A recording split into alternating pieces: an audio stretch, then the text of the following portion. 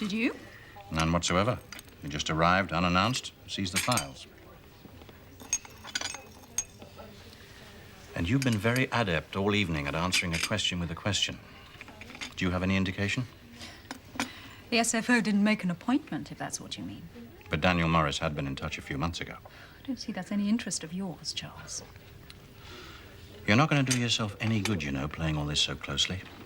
You could be implicated. The SFO aren't exactly investigating me. Not directly.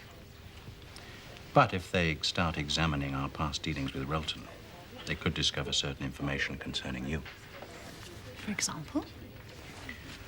Who recommended we recruit Sarah Foster? Now, just wait a minute. You did. And her methods of conducting business were highly suspect, to say the least. Under whose brief?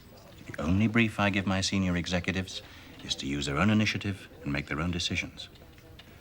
Now, that kind of independence might give them the motivation, but it also means that I'm not always party to exactly how business is conducted. Quite often, events occur without my prior knowledge. Sounds like a statement for the defense. It's also a fact. No one runs a business like yours unless their finger is right on the pulse. But I've also had to rely on a great many of my senior executives, including you. Now, if the SFO were to discover certain irregularities, I wouldn't want to be forced into a position to either confirm or deny who's responsible. Don't threaten me with that. Oh, I'm not threatening you. I'm making you an offer. You see, Avril, over the years, you've been privileged to certain inside information. Now, you could also be forced into a position to either confirm or deny. I remain silent, so will you. Is that it? Could be to our mutual advantage. The bill, please. Look, I'm trying to protect you. There is only one person you're trying to protect. After all we've been through, you don't seriously believe that, do you? I don't believe you invited me to dinner out of any sense of loyalty. Only survival. Oh, we owe each other that at least. I'll get that.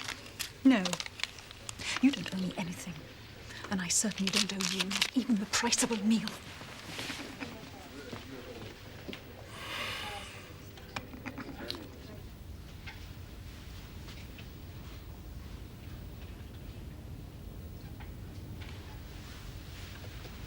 How was your evening? All right. Leo, I didn't have the opportunity of talking to you. This morning, I didn't mean anything. Do you want one of these? No, I've already got one. Well, if you didn't mean it, why did you say it? About you and business? Yes? Oh, I don't know. I was talking to myself mostly, I suppose. I've been doing a lot of thinking about my own career lately. And Abby? Yeah, and Abby. Do you want to talk about it? Well, there's no real problem as such.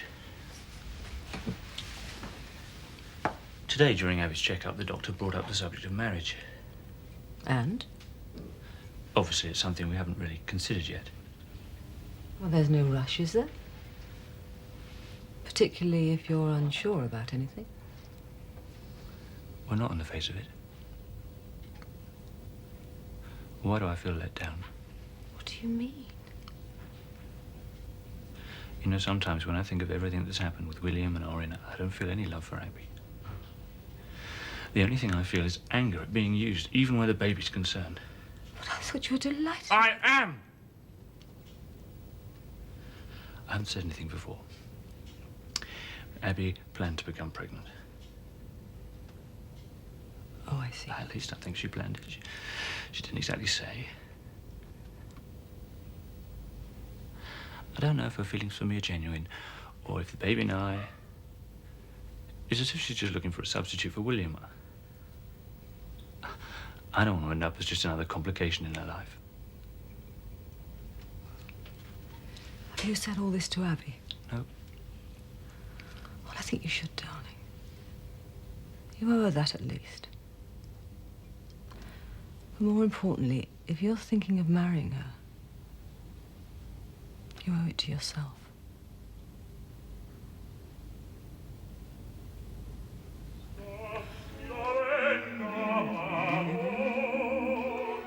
Anni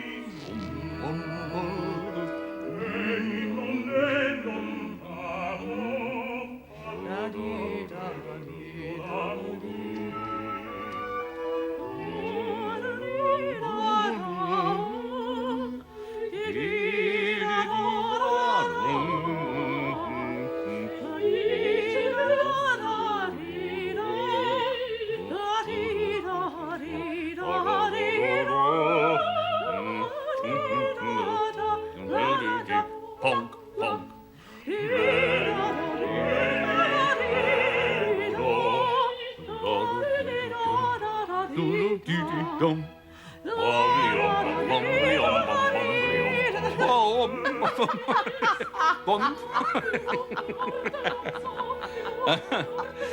darling. I've got to go. You see, Abby's waiting up. She's a grown woman. She'll understand. Well, I... Oh, good. Yes, please.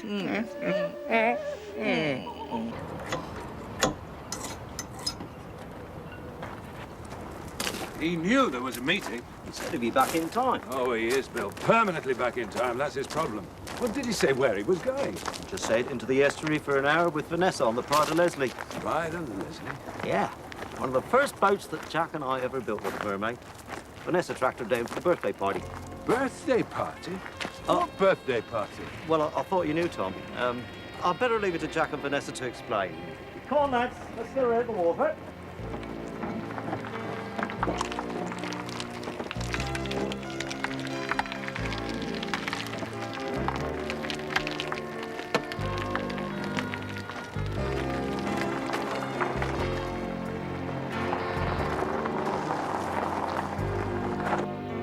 Morning. Hello, Tom. How are you? I'll let you know later, after the meeting. It sounds ominous. Dad playing up? Nothing we can't handle, I hope. You're looking lovely.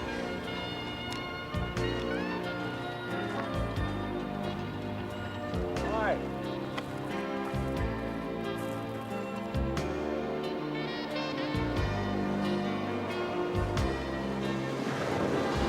Well, what do you think?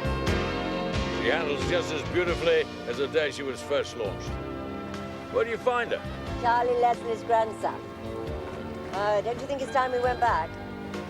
Yeah, I suppose so. Mind your head. It's not my head I'm worried about. After this meeting, Tom, Jan, and Avril could be after yours. Oh, really?